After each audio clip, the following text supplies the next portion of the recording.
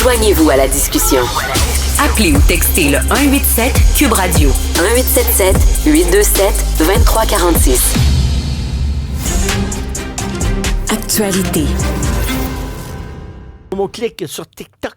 Ouais, on sait que TikTok a été interdit pendant quelques heures pour être ensuite réactivé aux États-Unis. Ben, il y a plusieurs utilisateurs américains de l'application qui disent que depuis qu'on a réactivé l'application, là, il y a des commentaires à saveur politique, des critiques aussi envers Trump qui seraient signalés, qui seraient ensuite effacés par l'application. Donc là, les TikTokers se sont trouvés un code pour échapper à la censure. Et le code, le mot-clic, c'est « cute winter boots ». Des belles, des belles bottes d'hiver. Donc, ça n'a aucun lien. C'est vraiment juste pour détourner l'attention, tout simplement. Donc, je le disais, c'est pour échapper à la censure. Au lieu de mettre un mot-clic Trump, mettons. Exact. On met le mot-clic Cute Winter Boots. Oui, mais maintenant que c'est su, l'algorithme, maintenant, ils vont donner l'algorithme pour qu'il enlève toutes les Cute Winter Boots. Ben, je suis d'accord avec toi. Là, à un moment donné, le mot se passe, mais c'est relié à quel genre de contenu quand on cherche ce mot-clic-là? Ben, entre autres, on retrouve des instructions pour se fabriquer une cagoule avec un T-shirt, des trucs pour s'équiper pour aller manifester, des suggestions de livres antifascistes. Mais Cute Winter Boots, c'est vraiment là pour dénoncer l'opération d'expulsion de masse des migrants mexicains qu'on a vu. Donc, on donne aussi des conseils aux migrants qui vont se faire arrêter là, par l'Agence fédérale pour le contrôle de l'immigration. On leur donne des trucs pour détourner l'attention des agents. On leur donne aussi des conseils sur quoi faire si jamais les agents se présentent chez vous. C'est très bien. Et j'imagine que ces gens-là qui utilisent ce mot-clic-là vont en prendre chez eux, des immigrants illégaux. Ben écoute, des sans-statut, on attend des sans-papiers, j'imagine. Ben là, il faut être généreux. Là. Vous êtes créateur de contenu ou pas, là? Ben oui, acceptez-les chez vous. Prenez-les chez vous à la maison. Ça, c'est vraiment, tu sais, mettre la main à la pâte. La main à la pâte. S'impliquer davantage. Monsieur Weinstein. Harvey Weinstein. Oui, on a des nouvelles de lui. Petit coco, il va pas bien. Non, il est tanné d'être en prison. Il supplie la justice de le sortir de son trou. C'est comme ça qu'il a dit ça. Il se plaint, en fait, des conditions d'incarcération qui seraient moyenâgeuses. Ouais. Pauvre lui. Malheureusement, c'est pas assez luxueux. Je rappelle, que Harvey Weinstein est un producteur d'Hollywood qui a été accusé de viol et d'agression sexuelle. Il est malade actuellement. Il est atteint de la leucémie. Il est très affaibli. Puis là, il réclame en fait que son procès soit devancé parce qu'il pense pas être capable de se rendre à la date du 15 avril. Le juge a dit qu'il va examiner la requête de l'accusé. Donc, il est tanné, M. Weinstein. Il est accusé. Là, il est accusé dans l'autre cause, mais il a été reconnu coupable surtout. C'est ça qu'il faut rappeler. Hein? 16 ans de prison. 16 ans de prison en 2023, le tribunal de Los Angeles pour, viol et agression sexuelle. Donc, il veut qu'on le sorte de son trou. C'est exactement ce que ses victimes disaient aussi quand il violait. Alors, voilà.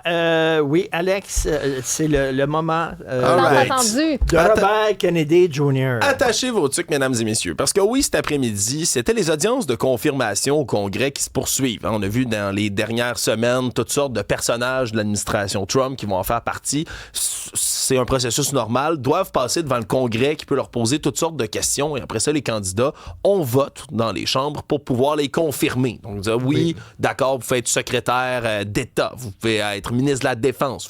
Tout ça, c'est des postes dans lesquels on continue de confirmer des gens.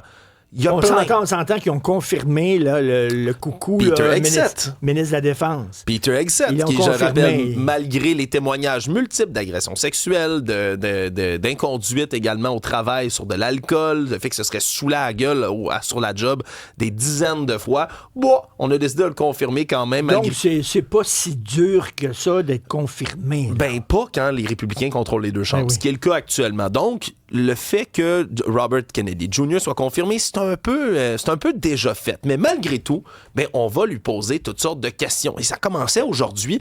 Puis je vous avertis, Robert Kennedy Jr., pour ceux qui ne le connaissent pas déjà, c'est un complotiste notoire, quelqu'un qui a écrit des livres anti-vaccins, qui a fondé une organisation anti-vaccin, qui a répété toutes sortes d'obscénités. Et là, on va se gâter parce que le problème, c'est quand on est connu comme Robert Kennedy Jr. puis qu'on vend ses livres sur Amazon, ben les écrits et les paroles, ça ne s'envole pas. Ben oui. C'est dans des vidéos, c'est dans des podcasts, c'est dans des livres. Et là, ben, on a décidé de le reprendre sur toutes ces déclarations passées puis de le griller avec ça.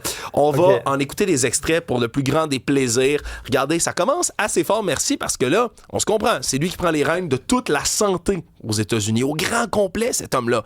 Et là, on lui a ramené des propos qu'il avait dit, entre autres, sur la COVID. On écoute. That COVID-19 was a genetically engineered bioweapon that targets black and white people, but spared Ashkenazi Jews and Chinese people. I didn't say it was deliberately targeted. I just quoted an NIH-funded and NIH published study. Did you say that it targets black and white people but spared Ashkenazi Jews? I quoted a study, Your Honor. I quoted an NIH study. Alors, on l'entend. Je résume. Est-ce que c'est vrai ou non, vous avez déjà dit que la COVID est une arme bactériologique créée en laboratoire qui vise uniquement les Blancs et les Noirs, mais épargne les Juifs ainsi que les Asiatiques? Je citais une étude. L'important de savoir là-dedans, c'est que l'auteur de l'étude a lui-même dit publiquement que Robert Kennedy Jr. détournait complètement les propos de son étude, ça avait aucun espèce de rapport. Mais voyez, il refuse de dire « Oui, j'ai déjà dit ça. Non, vous savez, je faisais ça. » Il a dit ça, là, lui, dans sa tête, la COVID, en labo, puis ça vise juste certaines personnes. C'est drôle, les Juifs et les Asiatiques sont épargnés. Mais pas du tout. Mais c'est un mensonge éhonté complet. Cet homme veut devenir secrétaire à la santé. Il y a une drôle de voix. Écoute, il parle de la gorge comme ça. Il parle très... Puis ça a ajouté au personnage parce qu'il bégayait, il suait abondamment. Ça a été difficile pour lui. Regarde, on continue dans la même vidéo. Il va parler de la maladie de Lyme cette fois-ci. I have to move on. Did you say that Lyme disease is highly likely a materially engineered bioweapon? I made sure I put in the highly likely.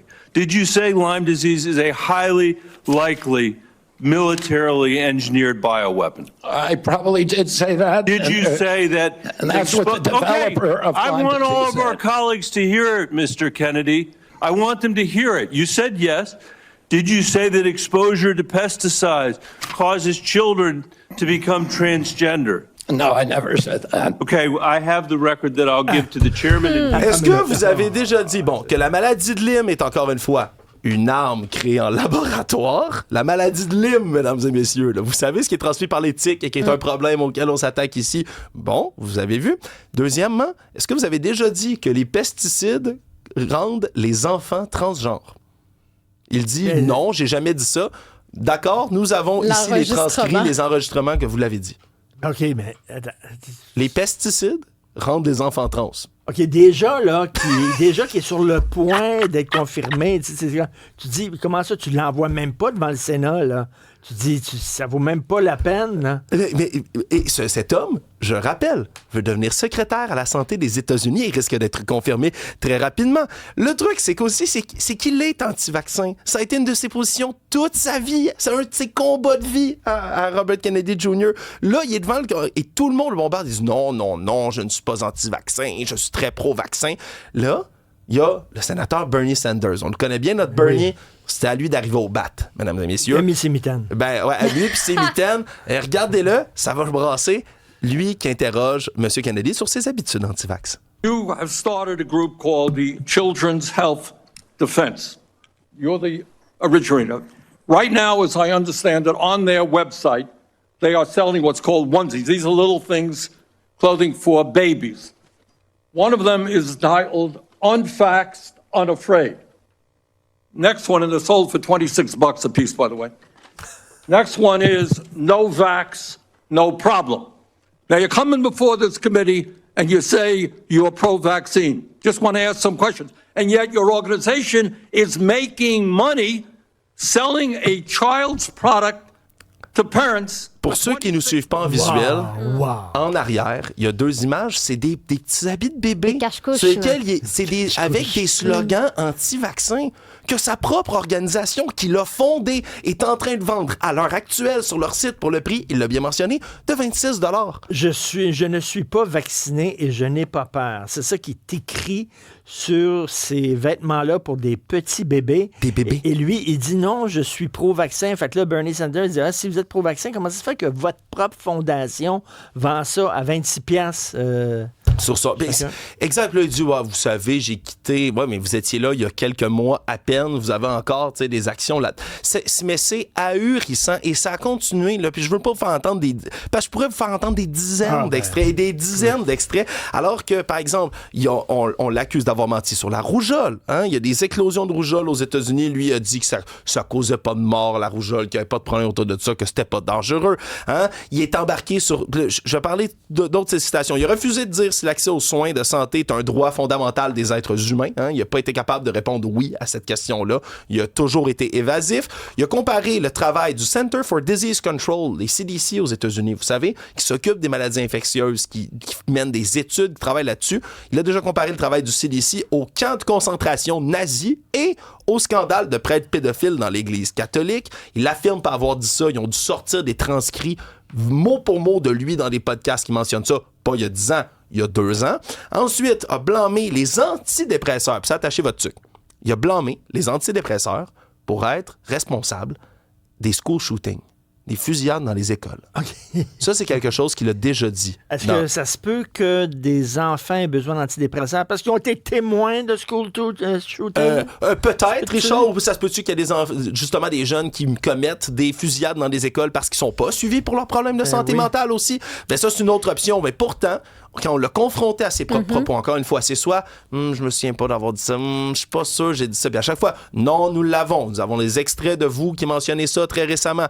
Il a fait un 180 degrés aussi sur l'avortement parce que on peut y donner des points positifs à Robert Kennedy Jr. Il a toujours été pro-avortement. Toute sa vie. Il y a quelques années, il militait encore ouvertement pour être pro-choix.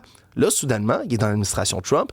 J'ai toujours dit que chaque avortement est une tragédie. Puis là, change sa veste complètement de bord. Puis là, tout le monde l'a interrogé là-dessus en y ramenant tous les propos qu'il a toujours tenus là-dessus. Il switché complètement.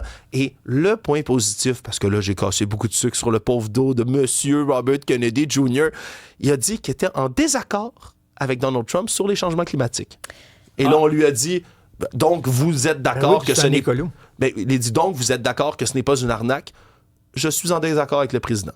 Il n'a jamais voulu répondre. Mais moi, je m'inquiète pour sa mémoire parce que clairement, il y a beaucoup de choses dont il se souvient pas. Tu sais, il y avait un verre dans son cerveau qui avait rentré dans son oreille. Et le New York Post, qui est un tabloïd américain assez pro-Trump, ont dit, écoute ça, ça va te faire rire, ils ont dit, M. Trump, il ne faut pas le confirmer comme secrétaire à la santé. Sais-tu pourquoi? Parce que c'est un crackpot d'extrême gauche. Ils ont écrit ça dans New York Post. C'est un crackpot d'extrême gauche. Parce que, donc, c'est de la folie. Puis ce qui est triste, là, c'est que là, on sort toutes sortes de choses, puis on s'en moque. Mais aujourd'hui, là, pendant des heures et des heures et des heures, on expose aux politiciens américains pourquoi cet homme-là est inapte à un point stratosphérique pour occuper cette position-là. Mais c'est fou. C'est fou. En ce moment, aux États-Unis, une nomination, c'est lui à la santé. C'est Peter Hegseth, un homme qui dit que les femmes n'ont pas d'affaires dans l'armée, à la tête de l'armée. C'est quelqu'un au renseignement qui a déjà repartagé de la propagande russe. Il va faire une crise d'apoplexie. Il va prendre une camomille pendant la pause, là, Alex. Merci beaucoup pour tes extraits. C'était excellent. Merci.